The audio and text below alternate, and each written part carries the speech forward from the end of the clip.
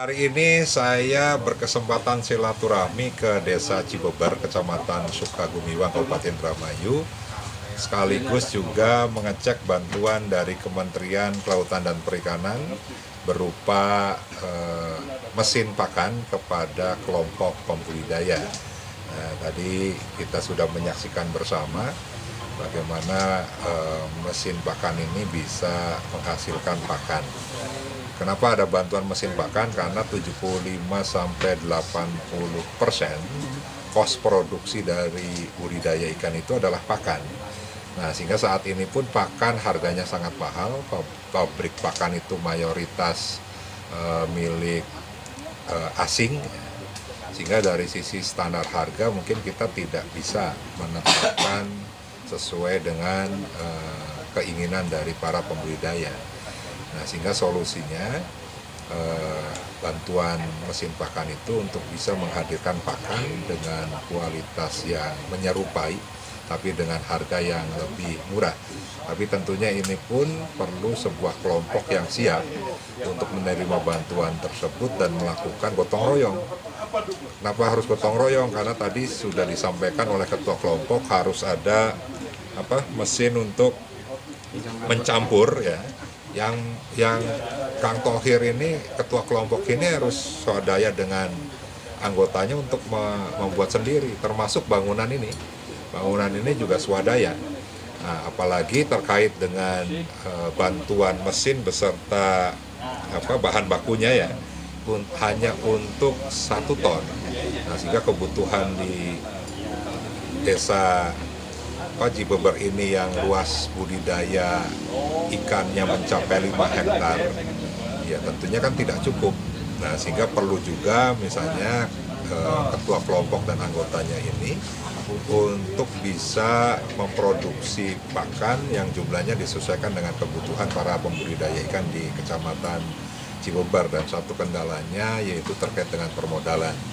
Makanya dalam diskusi tadi saya sampaikan, apakah nanti bisa gotong royong dari para pelaku pembudidaya yang selama ini beli cash gitu kan ke pabrik-pabrik, ke toko-toko pakan untuk misalnya bisa menyiapkan permodalan untuk membantu untuk membeli bahan baku, termasuk dari BUMDes. Saya juga tadi sudah bicara ke Pak Kuwu, apakah BUMDes juga berminat, ya tentunya dengan sharing keuntungan. Atau misalnya tadi kita ada peluang melalui BLU, ya di BLU di Kementerian Kelautan dan Perikanan yang bunganya 3% 1 tahun, di mana nanti para kelompok yang sudah mendapatkan mesin pakan ini di Indramayu sekitar ada 18 kelompok. Nah, nanti saya koordinasikan untuk bagaimana mereka juga bisa mendapatkan permodalan. Nah, sehingga sekali lagi bahwa tujuan bantuan mesin pakan ini untuk membantu para pembudidaya ikan, dan ini tentunya sebagai wujud program yang langsung kepada masyarakat sebagai tindak lanjut Undang-Undang Pemberdayaan Perlindungan Nelayan, Pembudidaya Ikan, dan Petambak Garam. Nah, mudah-mudahan ini bisa dimanfaatkan dengan baik. Mas Thohir, Mas Yogi tolong terus didampingi, Pak Kuwu juga tolong untuk didampingi, karena senyatanya program yang diturunkan oleh pemerintah harus benar-benar bisa dimanfaatkan untuk pada ujungnya bisa mensejahterakan para anggota kelompoknya dan juga bisa bermanfaat juga bermanfaat untuk masyarakat di desa.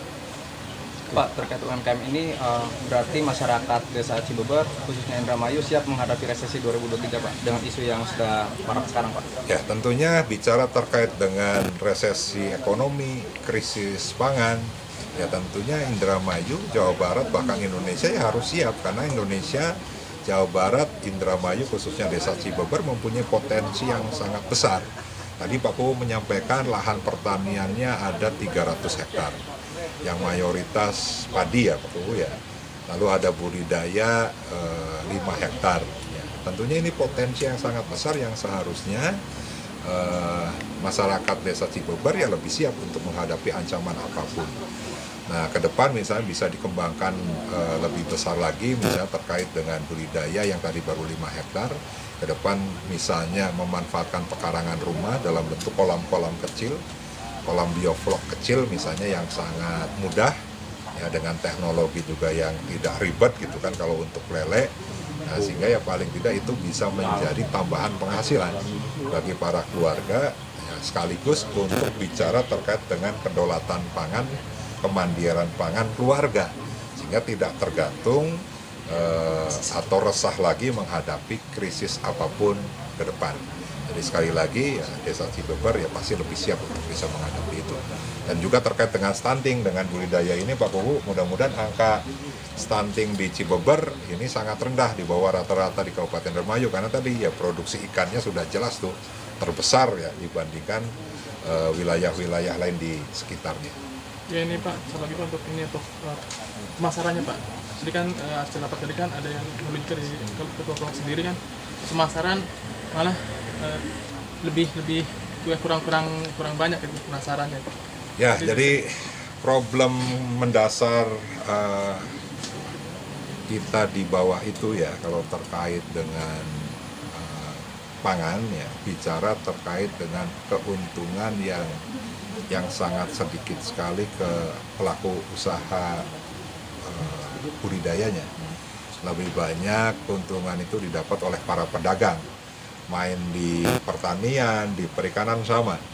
Nah, sehingga alhamdulillah tadi ada senior di budidaya, ya, ada Pak Wenda, Pak Tohir, Pak Kuwu, didampingi juga Pak Yogi, bagaimana kita juga bisa bergerak untuk wilayah pemasaran atau distribusi, di mana tadi sudah dibangun pasar ikan, ya, yang intinya ke depan berharap bahwa end user, ya, restoran atau bahkan pedagang-pedagang ikan skala besar yang di pasar-pasar itu bisa langsung datang ke Desa Cibeber dengan harga yang tentunya ya dinikmati gitu kan oleh para pembudidayanya. Nah, sehingga pada saat usaha budidaya ini menguntungkan oleh para pelakunya, yang mudah-mudahan pada akhirnya misalnya terjadi regenerasi nih. Nah, generasi yang tua-tua itu kan sudah terbiasa, tapi dari sisi umur kan pastinya juga akan sangat terbatas. Nah, dengan ada keuntungan yang besar bagi pembudidaya, yang mudah-mudahan nih anak-anak muda di Desa Cibeber itu tergerak untuk bisa melakukan usaha di sini, tidak melulu bicara kerja di luar negeri, bicara kerja di pabrik dan sebagainya, tapi bagaimana mengolah potensi sumber daya alam yang ada di Desa Cibeber itu. Cukup, Pak. Mungkin ada